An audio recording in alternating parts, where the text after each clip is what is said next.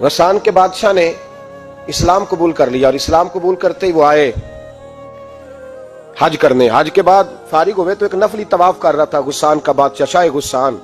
آج تو خانہ کعبہ میں بھی وی آئی پی پروٹوکول ملتا ہے، آج تو مسجد نبی میں بھی وی آئی پی پروٹوکول ہوتا ہے، یہاں آ کے بھی، یہاں بھی، اور دیکھتے صحیح تو کھڑا کہاں ہے، یہاں بھی پولیس والوں نے بازو پکڑے، سوچو تو صحیح یہ حال کر دیا تم نے مذہب کا۔ طواف کعبہ ہو رہا ہے اور غسان کے بادشاہ نے جبہ پہنا ہوا ہے باریک اور لمبا، وہ طواف کعبہ کر رہا تھا تو ایک غریب آدمی کا پیر اس کے جبے پہ آ گیا۔ جب پیر آیا تو اس نے پلٹ کے غریب کے منہ پہ تھپڑ مارا۔ جب تھپڑ مارا تو اس غریب نے سیدنا فاروق اعظم کی عدالت میں مقدمہ کر دیا، کہا بادشاہ نے تھپڑ مارا ہے۔ حضرت عمر فاروق رضی اللہ تعالیٰ عنہ نے بادشاہ کو بلایا، فرمایا تو نے اس غریب کو مارا ہے؟ کہا جناب اس نے پیر رکھا تھا۔ تو فرمایا پیر رکھا تھا تو کیا ہو گیا، تو نے کیوں لمبا جبہ پہنا تھا، تجھے سمٹ کے چلنا چاہیے تھا۔ کہا میرے لیے حکم کیا ہے؟ حضرت عمر کہنے لگے یا اسے رات میں راضی کر لے، ورنہ صبح اسی جگہ اسی کونے میں خانہ کعبہ کے سائے میں وہ غریب تیرے منہ پہ تھپڑ مارے گا اور تجھے تھپڑ کھانا پڑے گا۔ غریبوں سنو سنو، ساری رات وہ غسان کا بادشاہ غریب کی منت کرتا رہا تو راضی ہو جا۔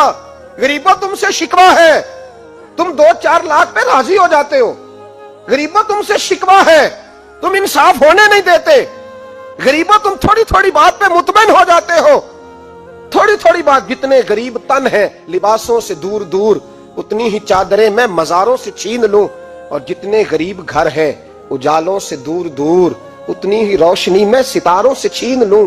اتنی تو ہمتیں ہو میری کم سے کم بلند کہ شاہوں کے تاج فقط اشاروں سے چھین لوں۔ تمہاری زیادتی ہے، تم نے ظلم پروان چڑھایا ہے۔ جب تم چودھری کے کہنے پر ایم این اے کے کہنے پہ راضی ہو جاتے ہو، تم انصاف ہونے نہیں دیتے۔ ڈٹنا سیکھو، کھڑے ہونا سیکھو۔ جب اسے کہا نا راضی ہو جا تو وہ غریب کہنے لگا میں راضی ہو جاؤں اور کل تو کسی اور کو بھی تھپڑ مارے؟ فرمایا جتنی تیرے پاس دولت ہے لا کے قدموں میں رکھ۔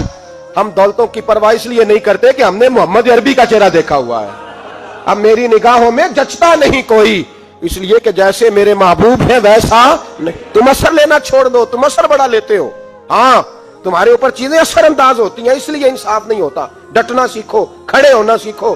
جو بھائی ڈٹ جاتا ہے نا وہ بڑے کمال کر جایا کرتا ہے۔ ساری رات مناتا رہا۔ حضرت عمر سے کہنے لگا وہ نہیں مانتا، تو جناب عمر کہنے لگا پھر تیاری کر لیں، ہم بادشاہ نہیں دیکھیں گے، دولت نہیں دیکھیں گے، ہم رسول اللہ کا دین دیکھیں گے، ہم نبی پاک کا نظام دیکھیں گے۔ وہ بادشاہ رات کو دوڑ گیا، بھاگ گیا، جا کے عیسائی ہو گیا۔